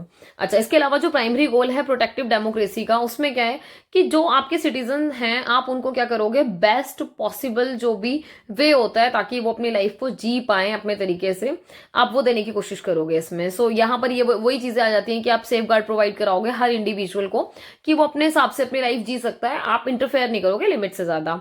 इसके अलावा इसमें एक चीज और है कि ऐसा भी होता है समटाइम, जैसे आप एक चीज देखोगे कि वैसे डेमोक्रेसी में हम यही बोलते हैं कि भाई बराबर से इक्वालिटी मिले, जस्टिस मिले, मतलब और सारी चीजें, ठीक है, पर वो कह रही है कि कभी कभी ऐसा होगा कि पूरे तरीके से ये जो इनइक्वालिटी का इशू है वो शायद एड्रेस ना हो पाए, ठीक है, बट जो ब्रॉडर वे है वो क्या है, कलेक्टिव वेलबींग का, कलेक्टिव वेलबींग की तरफ फोकस करने की कोशिश कर रहे हैं कि भाई सबसे ज्यादा मतलब मेजोरिटी का ज्यादा से ज्यादा क्या हो, फायदा हो उनको, उनका वेलफेयर हो सके। इसके अलावा जो यूटिलिटेरियन जस्टिफिकेशन की बात होती है डेमोक्रेसी में, यहाँ वही कोशिश करते हैं कि भाई आप ये देखो, यूटिलिटेरियन जस्टिफिकेशन का मतलब यही है कि मैक्सिमम लोगों का, ठीक है, मतलब ये एक सिद्धांत है कि अधिकतम लोगों का अधिकतम सुख करके, ठीक है। सो यहाँ उसकी बात हो रही है। आप इसमें एक चीज और देख लो कि जब बात हो रही है, आप कहने को कलेक्टिव की बात कर रहे हो पर कहीं ना कहीं इंडिविजुअल को जो इंटरेस्ट है उसको भी एम्फेसाइज करने की कोशिश कर रही है। आप इसमें एक और चीज देखोगे, जस्टिस, हमने ये पढ़ा होगा वैसे आप लोगों ने पॉलिटिकल थ्योरी में कि आपका डिस्ट्रीब्यूटिव जस्टिस होता है, ठीक है, प्रोसीजरल होता है, सब्सटैंटिव होता है। देखो ये सारी चीजें जब आप पॉल थ्योरी पढ़ते हो तो वहां आपको ये चीजें डिटेल में पढ़ाई जाती हैं, ठीक है। तो ये वो पार्ट है जो एक डेमोक्रेटिक कंट्री में फॉलो अप करने की कोशिश की जाती है, इक्वल अपॉर्चुनिटी मिले member, all member of society को। दैट मीन्स कि चाहे कोई लड़का हो, लड़की हो, या फिर कोई गरीब हो, कोई अमीर हो, कोई भी हो, अगर पर्टिकुलरली गवर्नमेंट कोई रिक्रूटमेंट निकाल रही है तो दैट मीन्स कि उसमें हर कोई एलिजिबल होता है। तो यहाँ उसकी बात हो रही है। नेक्स्ट आप देखोगे डेवलपमेंटल डेमोक्रेसी की, यहाँ पर बात हो रही है कि ये विद इन दिस फ्रेमवर्क, मतलब ये जो फ्रेमवर्क गिवन है उसकी बात कर रहे हैं कि अलग अलग टाइप के आपको मॉडल्स मिलेंगे आपको जो इमर्ज होते हैं अलग अलग टाइम पीरियड के हिसाब से, तो वो इन्फ्लुएंस होते हैं, इनोवेटिव तरीके से काम करते हैं। और यही चीज आपको मतलब रूसो के काम में भी दिखाई पड़ती है। रूसो ने बहुत इंपॉर्टेंट बात बोली, उन्होंने कहा मतलब जो उनका सिग्निफिकेंट इम्पैक्ट है वो कह रहे हैं कि ओनली मार्क्सिस्ट पर ही नहीं पड़ता, जैसे जो उनकी राइटिंग्स वगैरह हैं उन्होंने एनार्किस्ट ट्रेडिशन को भी फॉलो करने की कोशिश की। इसके अलावा थोड़ा बहुत न्यू लेफ्ट के ऊपर भी पड़ा फर्क, ठीक है। रूसो के लिए जब हम डेमोक्रेसी की बात करते हैं, एक चीज और है, इनको लिख के आना जरूर से कि रूसो के हिसाब से डेमोक्रेसी के क्या मायने हैं, या फिर रॉक का जैसे अभी हमने थोड़ी देर पहले पढ़ा था, ठीक है। सो इनको थोड़ा सा मेंशन करना है, लाइफ, लिबर्टी, प्रॉपर्टी। सो मतलब ये ऐसी बेसिक चीजें हैं, आप हल्का सा भी मेंशन करके आ जाओगे ना तो आंसर की क्वालिटी ना इनहेंस हो जाएगी, ठीक है। सो रूसो में क्या था कि भाई यहाँ बेसिकली बात कर रहा है कि जो डेमोक्रेसी है वहां पर क्या है कि एक पॉलिटिकल सिस्टम से ज्यादा है। कहने का मतलब ये कि जरूरत पड़ने पर, मतलब यहाँ पर वही है ना कि कोलैबोरेशन हो रहा है। It was mean that which human beings could achieve freedom और autonomy where in freedom was defined as adhering to a law that one prescribe upon oneself. बहुत सिंपल लैंग्वेज में एकदम सीधा लिख दिया इन्होंने कि यहाँ पर बात उसकी हो रही है कि जब जो ह्यूमन बींग है उनको फ्रीडम मिले, उनको पूरी ऑटोनमी मिले ताकि वो आराम से रह सके, और दूसरी बात है कि ऐसे कानून हो जो इन चीजों को फॉलो अप कराएं। सो ये चीज बहुत जरूरी है। इसके अलावा आप ये देखो, सिटीजन की बात हो रही है कि इनको कंसिडर किया जाए कि आप पूरे तरीके से फ्री हो। जब वो एक्टिवली अपना काम कर पाएंगे, कंस्टेंटली एंगेज हो पाएंगे अपनी लाइफ को अपनी कम्युनिटी के अंदर रहते हुए, मतलब कम्युनिटी से बाहर नहीं, समाज के अंदर रहते हुए आपको अपने हिसाब से जीना है, अपने आप को डेवलपमेंट करना है और अपना वेलबींग वगैरह देखना है, ठीक है। सो यहाँ उसको फोकस किया। एक्टिवली पार्टिसिपेट करोगे पॉलिटिकल लाइफ में। सिटीजन्स खाली ऐसा नहीं है कि भाई वो अपनी अंडरस्टैंडिंग वगैरह क्रिएट करके छोड़ देंगे, नहीं, वो ये कह रहे हैं कि इसको स्ट्रेंथनिंग करने की भी जरूरत है कि भाई उनकी जो सेंसिबिलिटीज है या फिर कॉन्ट्रीब्यूशन है पर्सनल ग्रोथ के साथ साथ एक चीज और कि वो सोसाइटी को या कम्युनिटी को एनहांस करने में, एडवांसमेंट करने में भी जो अपना रोल प्ले कर सकते हैं, definitely they will play their roles accordingly. This perspective find its root in idea. अच्छा एक चीज और है, एक और पर्सपेक्टिव है जेएस मिल का। कुछ बच्चों को ये लग रहा होगा कि इतने सारे थिंकर हैं, कैसे याद करेंगे, कैसे होगा। बहुत देखो सिंपल है, अगर आप नोट्स बना रहे हो ना अपने नोट्स में ना सीधा लिखोगे। जैसे मान लो अब मैं जैसे जेएस मिल पढ़ा रही हूँ, ठीक है, सो जेएस मिल के थॉट्स हल्के से लिख दिए, ठीक है। इसके अलावा अगर रूसो का है सो रूसो के लिख दिए, ठीक है। और मान लो फॉर एग्जाम्पल अगर हम प्लेटो या फिर जो भी थिंकर का लिख रहे हो हल्का सा लिखकर एक या दो लाइन में उनका जिस्ट लिख दिया, सारा लिखने की जरूरत नहीं है, जस्ट लिखा होगा तो काम बन जाएगा, ठीक है। तो इस चीज को थोड़ा सा देख लेना, मतलब आई थॉट कि आप लोगों को लग रहा होगा कि कितने थिंकर और आएंगे ऐसे, सो इसलिए मैंने बता दिया। बाकी इतना कोई टफ नहीं है, एक दो बार रिवाइज करोगे आराम से हो जाएगा। बहुत क्लियर कॉन्सेप्ट दिए हैं क्योंकि इन्होंने, बहुत कॉम्प्लिकेटेड नहीं है। सो जेएस मिल के अकॉर्डिंग अगर देखा जाए तो डेमोक्रेसी की जो कोर स्ट्रेंथ होती है वो किस चीज में होती है, जो उसकी एबिलिटी है कि वो कोशिश करती है हाईएस्ट एंड हार्मोनियस तरीके से क्या करती है, डेवलपमेंट की बात करती है इंडिविजुअल की। कहने का मतलब कि एक इंडिविजुअल जितनी अपनी क्षमता के हिसाब से डेवलपमेंट कर सकता है अपना, सो आप उसको पूरा प्रॉपर वो स्पेस या वो पूरा एनवायरमेंट प्रोवाइड कराते हो इन योर डेमोक्रेटिक नेशन। सो ये चीज उसको स्ट्रेंथनिंग, मतलब एक होता है ना स्ट्रेंथनिंग पावर, उसकी बिल्ड होती है इससे। और ये जो टर्म है डेमोक्रेसी की, ओरिजिनली हमें जैसे पता है बहुत सारी चीजें हैं, पर आप ये देखो कि जो मेन चीज है कि जो ऑर्थोडॉक्स कम्युनिस्ट रेजीम है, मतलब वहां पर इस चीज को काफी फॉलो अप किया गया, इमर्ज हुई है आफ्टर सेकेंड वर्ल्ड वॉर, और इसको कहीं ना कहीं फिर मॉडल फॉर्म में यूज किया गया सोवियत मॉडल के बाद, क्योंकि इनिशियली तो आपकी दो ही आइडियोलॉजी बहुत चल रही थी ना, कैपिटलिज्म और सोशलिज्म। जब कोल्ड वॉर का एंड होता है, सोवियत क्या होता है आपका पूरा डिसइंटीग्रेशन हो जाता है, देन उसके बाद फिर और ये आइडियोलॉजीज और मतलब अट्रैक्ट करती है, क्योंकि बहुत सारी कंट्री आपने देखा होगा जब डिसइंटीग्रेशन होता है सोवियत को, तो बहुत सारी कंट्री होती है, जैसे कुछ कुछ तो कैपिटलिज्म में जाके मिल जाएंगी, कुछ कुछ अपने आप को डेमोक्रेटिक भी बनाती है, राइट। सो बहुत मेजर रोल है इस चीज का। अच्छा, इसके अलावा मार्क्सिस्ट का आप देखोगे जर्नली आप मेजर जो पार्ट है, ठीक है, वो डिसरिगार्ड करते हैं लिबरल को या फिर पार्लियामेंट्री डेमोक्रेसी को, बिकॉज उनका ये रहता है कि वो मैनिफेस्टेशन ऑफ बुर्जीज की बात करते हैं, फिर कैपिटलिस्ट डेमोक्रेसी की। उनको लगता है कि डेमोक्रेसी में क्या होता है कि वही चार लोग होते हैं और वो मिलकर क्या करते हैं, मतलब वही अमीर और अमीर होता जाता है, गरीब और गरीब होता जाता है। इनके कॉन्सेप्ट के हिसाब से मार्क्सिस्ट का वही है कि ये जो कॉन्सेप्ट है वो कहते हैं कि जो आइडियल ऑफ डेमोक्रेसी है वो कहीं ना इगैलिटेरियन इम्प्लीकेशन की वजह से क्या होती है, मतलब अट्रैक्ट होती है। अच्छा, इसके अलावा बहुत सारे ऐसे मॉडल हैं जिनके अपने अपने, जैसे हमने अभी कितने सारे तो मॉडल अभी पढ़ लिए, तो हर मॉडल की देखो अपने अपने यूनिक पर्सपेक्टिव है, मतलब अपना सोच है, अपना नजरिया है। वही कि रूल के हिसाब से कोई कहेगा रूल इस हिसाब से होना चाहिए, कोई कहता है किसी हिसाब से होना चाहिए। सो उन्होंने डिफरेंट डिफरेंट प्रिंसिपल्स पर और ऑब्जेक्टिव्स पर क्या किया है, एम्फेसाइज करने की कोशिश की, रिकॉग्नाइज किया कि देखो डाइवर्सिटी इनरिच है इंडिया में, बट स्टिल सबसे इंपॉर्टेंट बात तो यही है, मजे की बात तो यही कि इतनी डाइवर्सिटी होने के बाद भी स्टिल डेमोक्रेटिक गवर्नेंस यहाँ आराम से रूल कर रही है, या फिर चीजें आराम से चल पा रही हैं। और इसी चीज को इनकरेज किया जाता है कि जो ब्रॉडर एक्सप्लोरेशन है उसको किया जाए, जो भी मतलब जो भी अंडरलाइंग प्रिंसिपल है, पॉसिबिलिटीज है, उसको फॉलोअप करने की कोशिश की जाती है। अच्छा, कुछ बेसिक मतलब आपको यहाँ और पार्ट्स दिखाई देंगे डेमोक्रेसी के कॉन्टेक्स्ट में कि आप किस किस चीजों को फॉलोअप करते हो। जैसे डायरेक्ट डेमोक्रेसी में हमें पता है कि सिटीजन डायरेक्टली, ये मैंने आपको थोड़ी देर पहले ही बताया था, राइट, जिसका एग्जांपल दिया भी था स्विट्जरलैंड का, कि जहां पर citizen directly citizen decision making में पार्टिसिपेट कर रहे हैं। इसके अलावा डायरेक्ट होता कैसे है भाई, रेफरेंडम के थ्रू होता है, इनिशिएटिव्स लिए जाते हैं, फिर टाउन हॉल मीटिंग्स होती हैं। देखो इसका बेस्ट एग्जांपल दिया स्विट्जरलैंड का। रेफरेंडम का मतलब समझा देती हूँ अगर जिनको नहीं पता। रेफरेंडम का मतलब बहुत सिंपल होता है, जैसे सारी जनता साथ में खड़ी है और बैठकर एक डिस्कशन हो रहा है सिंपल, और पूछा गया उनसे कि हाँ जी आप इसके फेवर में हैं या फिर फेवर में नहीं है, सिंपल, ठीक है। तो रैंडम होता है ये, बिल्कुल ऐसे जैसे क्लास में एक बहुत बेसिक एग्जांपल कि अगर आपने स्कूल में भी चीज देखी होगी कि टीचर आपसे पूछ रहा है कि जी आपको अपने किताब पर ग्रीन कलर का कवर चढ़ाना है या पिंक कलर का चढ़ाना है, सिंपल। सो जो ग्रीन वाले हैं वो हाथ खड़ा कर दो। सो एक रेफरेंडम हो गया, ठीक है जी, ज्यादा ग्रीन वाले हैं, चलो डन, मेजोरिटी यही प्रूफ हो गई, बात खत्म, हटाओ। मतलब ऐसा नहीं है कि बहुत रायता फैलाया कि भाई साहब वोट कराएंगे फिर पर्चियां डलेंगी फिर काउंट कराएंगे, मतलब ना। और एक और बात है, रेफरेंडम कहाँ फॉलो अप हो पाता है, जहां पॉपुलेशन थोड़ी कम होती है, ठीक है। अगर आप इंडिया में रेफरेंडम कराने बैठ जाओ तो भाई साहब भारी बात हो जाएगी, कोई सोल्यूशन ही नहीं निकलेगा, राइट।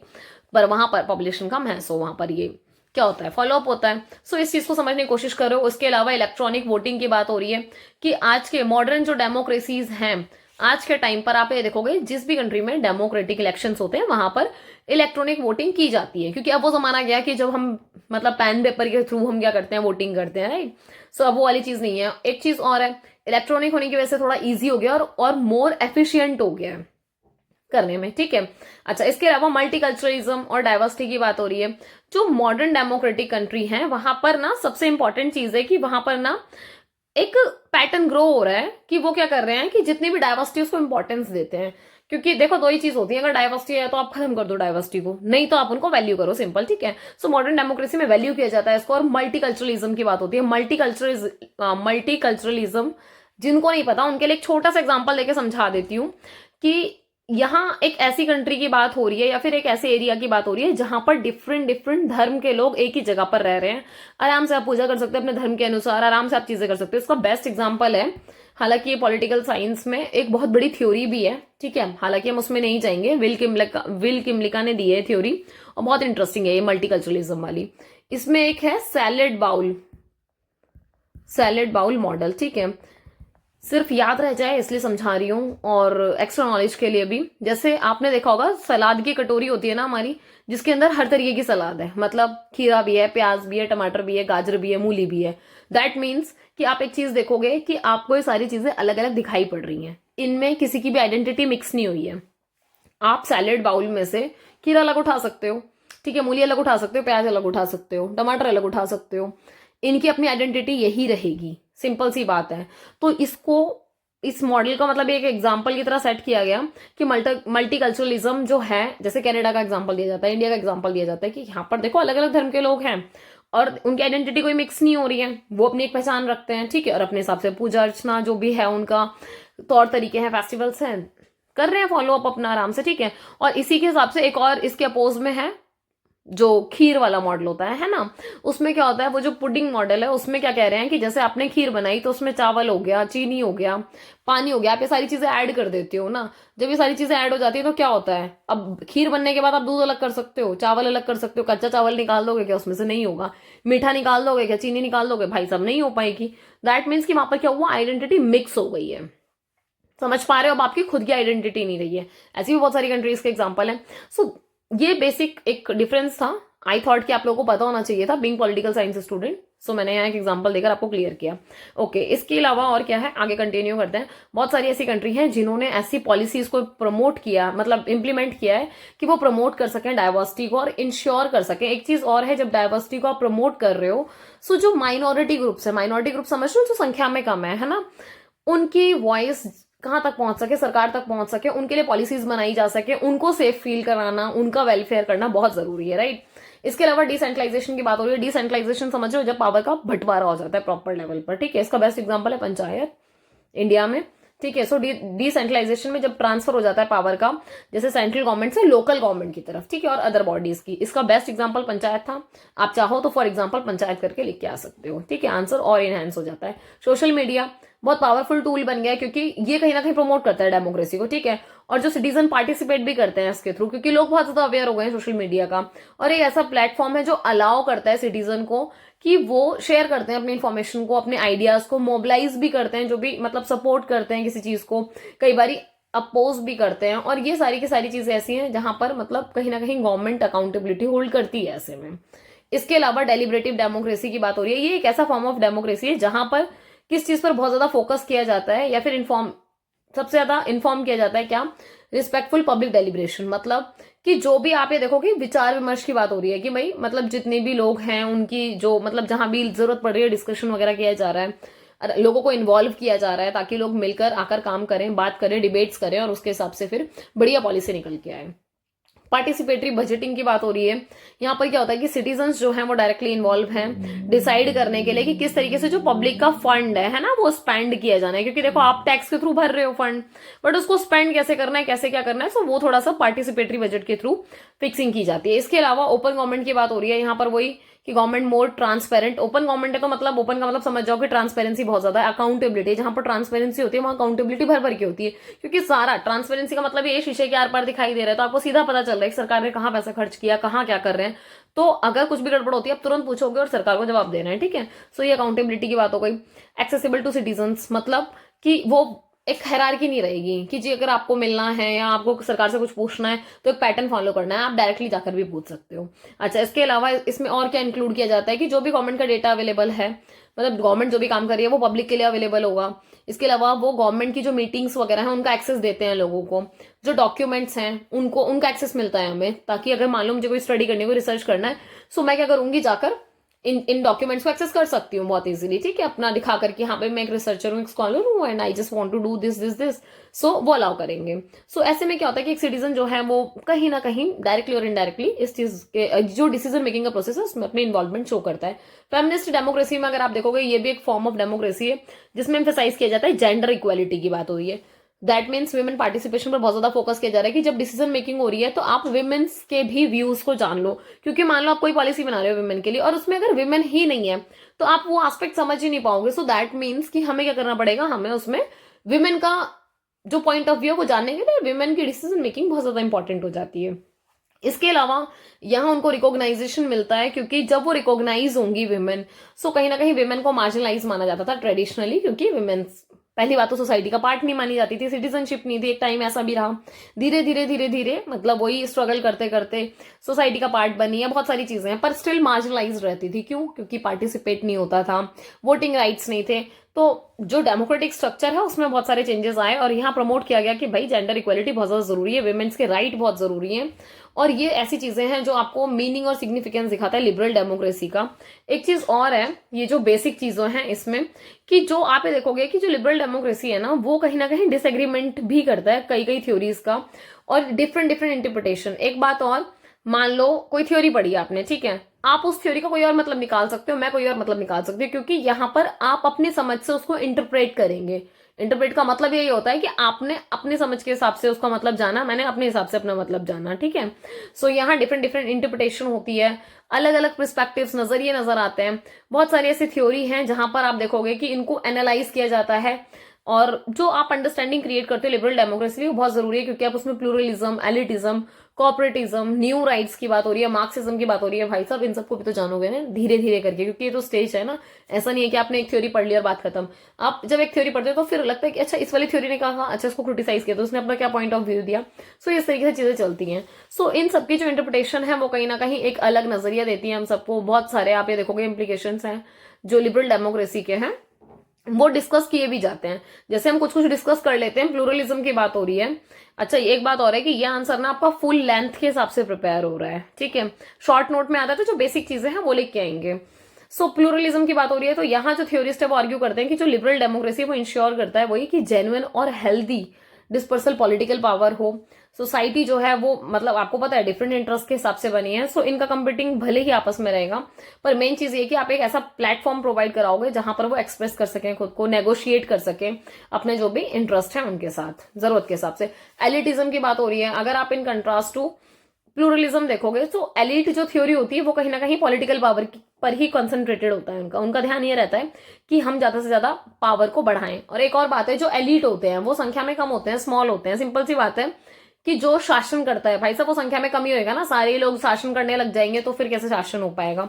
सो एलिटिज्म का जो कॉन्सेप्ट है वो थोड़ा सा स्मॉल मतलब छोटे ग्रुप की बात करता है, पॉलिटिकली पावर पर कंसंट्रेशन ज्यादा रहता है इनका, ठीक है। और ये जो इन्फ्लुएंशियल जो एलिट है वो लिबरल डेमोक्रेसी के साथ भी काफी जुड़े रहते हैं। इनका जो आर्ग्यू रहता है वही despite the appearance of broad participation, क्योंकि ब्रॉड ज्यादा लोग नहीं इसमें शामिल होते, इसमें कम ही लोग हैं ताकि वो डिसीजन मेकिंग बढ़िया कर पाए, ठीक है, अल्टीमेटली। और ये प्रिविलेज भी होते हैं बहुत सारी फैसिलिटीज से, क्योंकि जितने भी रिसोर्सेज होते हैं, कनेक्शन होते हैं, एक्सपर्टीज होती है, उनकी वजह से थोड़ा सा प्रिविलेज भी मिलता है इनको, ठीक है। कॉर्पोरेटिज्म, आप ये देखोगे कि जो कॉर्पोरेटिज्म होता है इसमें ये जो थ्योरी है ये एम्फेसाइज करती है कि जो भी ऑर्गेनाइज्ड इंटरेस्ट ग्रुप होते हैं, एसोसिएशन होते हैं, उनकी फंक्शनिंग कैसे हो रही है लिबरल डेमोक्रेसी में। और ये आर्ग्यू करते हैं क्योंकि आप एक चीज और है कि आप ये देखो कि जब आप क्लोजली कॉपरेशन के साथ जुड़ जाते हो, कोलैबोरेशन के साथ, तो यहाँ पर क्या होता है, गवर्नमेंट का, बिजनेस सेक्टर का, इनके आपस में कोलैबोरेशन हो रहे होते हैं। और ये बहुत ज्यादा इंपॉर्टेंट है। जैसे लेबर यूनियन हो गई, अदर सोसाइटल जो ग्रुप हो गए, आपकी सोसाइटी में डिफरेंट डिफरेंट ग्रुप्स हैं जो मिलकर क्या करते हैं, कोलैबोरेशन एंड कॉपरेशन करते हैं।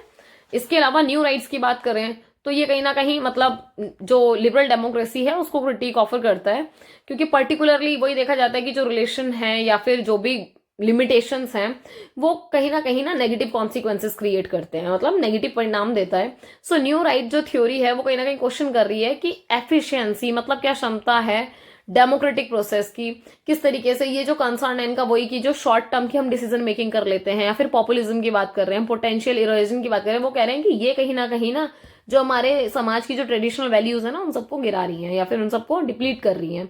मार्क्सिज्म में वही मार्क्सिस्ट पर्सपेक्टिव जो है, हमें पता है कि liberal Marxist perspective liberal democracy के लिए कह रहा है कि भाई ये दिखता है कि एक ऐसा फॉर्म है जहां पर क्या है, जो बुर्जगीज हैं या फिर जो आपके कैपिटलिस्ट क्लास हैं उन्होंने बढ़िया अपना इकोनॉमिक स्टेटस मेंटेन किया हुआ है, जिसकी वजह से इनइक्वालिटीज दिखाई पड़ती है, ठीक है। क्योंकि यहाँ पर क्या होता है कि जो रूलिंग क्लास है आप उनका ही इंटरेस्ट सर्व कर रहे होते हो। ये सिंपल ऐसी बात है कि जो शासन कर रहा है उनके बच्चों को कभी कोई प्रॉब्लम नहीं होगी, उनको खुद को कोई कोई प्रॉब्लम नहीं होगी, क्योंकि प्रिविलेज मिल रहा है ना उनको।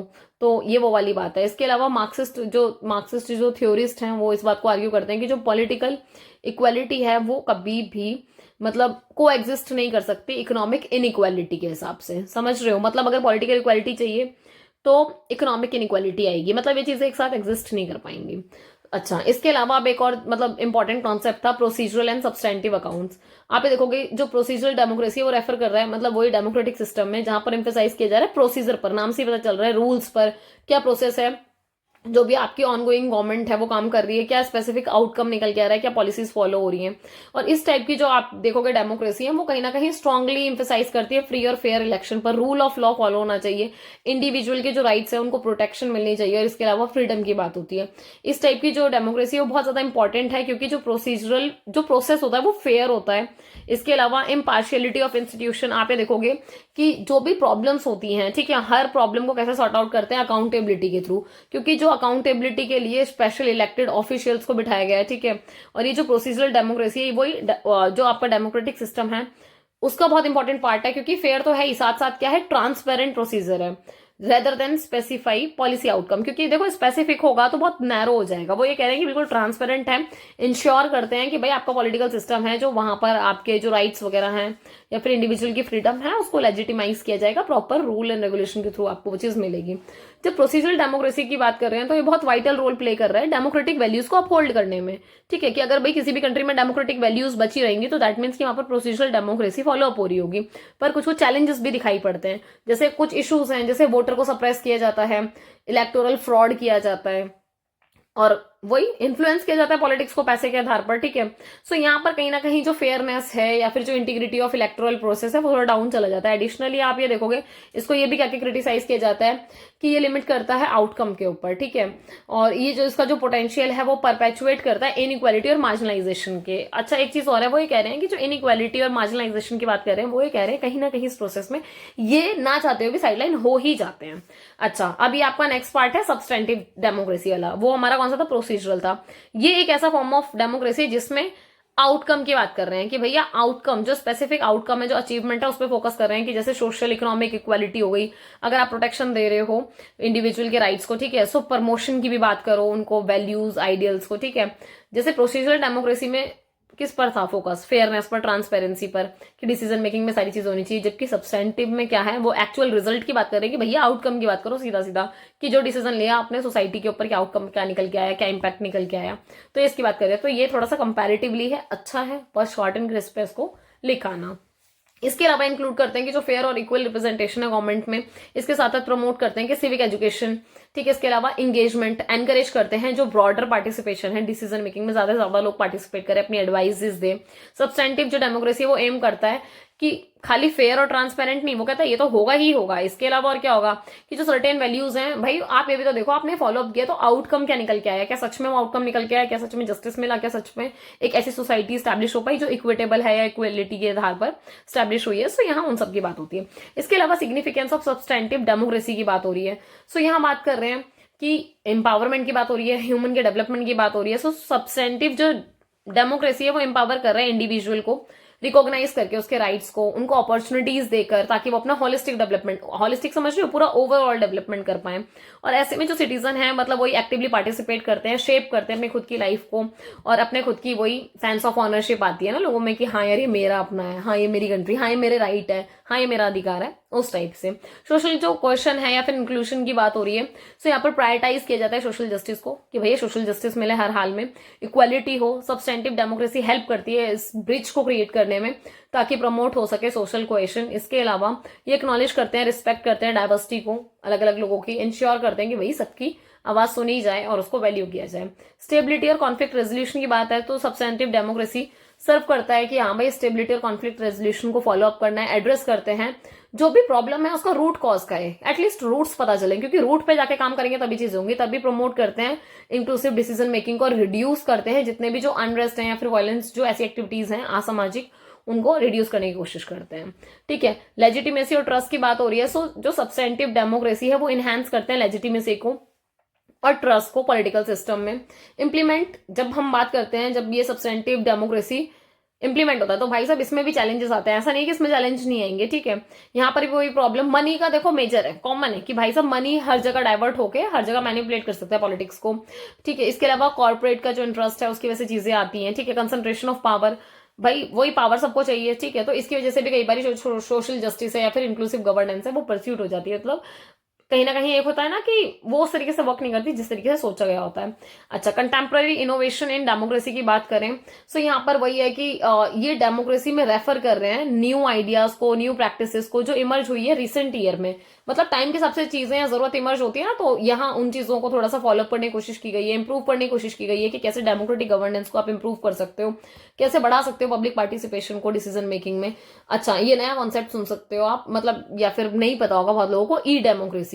ई डेमोक्रेसी में क्या है, जब आप बात कर रहे हो टेक्नोलॉजी को यूज कर रहे हो आप, है ना, डेमोक्रेटिक प्रोसेस में, जैसे इलेक्ट्रॉनिक वोटिंग हो गई या फिर ऑनलाइन कंसल्टेशन हम करते हैं, पार्टिसिपेटरी बजट हो गया, है ना, तो आप मशीन्स का यूज कर रहे हो यहाँ पर। सो ई डेमोक्रेसी अलाउ करते हैं अपने सिटीजन को कि भाई वो ज्यादा से ज्यादा पार्टिसिपेट करें इजीली और कन्वीनियंट वे में। मतलब अगर आप आ जा नहीं सकते तो ठीक है, ऑनलाइन कर लो, कोई दिक्कत नहीं है। इसके अलावा डेलिब्रेटिव डेमोक्रेसी की बात हो रही है, सो यहाँ पर ये कोशिश करते हैं कि जो डाइवर्स ग्रुप है ना, डाइवर्सिटी को एक साथ एक जगह पर लेके आया जाए, ताकि सब आपस में एंगेज हो सके, एक दूसरे के साथ रिस्पेक्टफुल डायलॉग कर सके, बातचीत कर सके, इंपॉर्टेंट इशू पर डिस्कस कर सके। ओपन गवर्नमेंट में वही है कि जो प्रैक्टिस है मेकिंग गवर्नमेंट की, गवर्नमेंट बनाना, डेटा वगैरह कलेक्ट करना, डिसीजन मेकिंग करना, तो ये सारी चीजें ट्रांसपेरेंट तरीके से हो। और सबसे इंपॉर्टेंट बात ओपन गवर्नमेंट का मतलब यही है कि ट्रांसपेरेंसी तो है ही है, साथ ही साथ चीजें क्या है, एक्सेसिबल है to the public. That means कि वो लाल फीताशाही खत्म हो गया, समझ रहे हो, कि वो रेड मार्क लगा रहता था, रेड कलर की फाइल है, भाई साहब इसको नहीं छुएंगे, इसको नहीं छुएंगे, या फिर ये कॉन्फिडेंशियल है, सो वो वाला ड्रामा खत्म होकर ओपन गवर्नमेंट बात करता है कि भाई साहब अगर आपको कोई गवर्नमेंट का डॉक्यूमेंट चाहिए, सो यू आर फ्री, आप जाओ गवर्नमेंट की वेबसाइट पे विजिट करो और इजीली आप उसकी मतलब देख सकते हो जो भी डिटेलिंग है। इनकेस आपको कोई कॉपी चाहिए उसकी या कुछ भी आपको डॉक्यूमेंट चाहिए, आप मेल करके ले सकते हो। तो ये चीजें एक्सेसिबल हैं पब्लिक के लिए। सो बेसिकली आपकी ये यूनिट होती है खत्म, ठीक है। मैंने बहुत अच्छे से समझाने की कोशिश की है और जल्दी मैं सेकंड, थर्ड, फोर्थ 3 यूनिट और हैं इसकी, मैं वो कवर कर दूंगी, ठीक है। थोड़ा पेशेंस बनाए रखना, आई नो आप लोग का पेपर है, आप लोग नोट्स के थ्रू पढ़ रहे होंगे जो ऑलरेडी मैंने ग्रुप में प्रोवाइड कराया है। इसको एक बार ही थोड़ा सा स्पीड बढ़ा के देख सकते हो, ऑल्दो मैंने काफी स्पीड से वाइंड अप करने की कोशिश की है, ठीक है। बाकी थैंक यू सो मच इतना पेशेंस रखने के लिए, क्योंकि एक सीरीज खत्म होने के बाद मैंने ये शुरू की है। सो आई नो बहुत सारे स्टूडेंट्स वेट कर रहे थे, I am so sorry for that, क्योंकि मेरी भी खुद की भी और चीजें चल रही होती है, कंटेंट प्रिपेयर करना, तो they are so many things, right. So मैं जानती हूँ मेरे स्टूडेंट्स मुझे समझेंगे। बाकी थैंक यू सो मच, मैं हमेशा आप लोगों के साथ हूँ, ठीक है। लाइक शेयर एंड सब्सक्राइब कर देना, टेलीग्राम चैनल ज्वाइन कर देना। बाकी पढ़ते रहो, आगे बढ़ते रहो, all the very best for your exams. मिलते हैं नेक्स्ट वीडियो में बहुत जल्दी, बाय।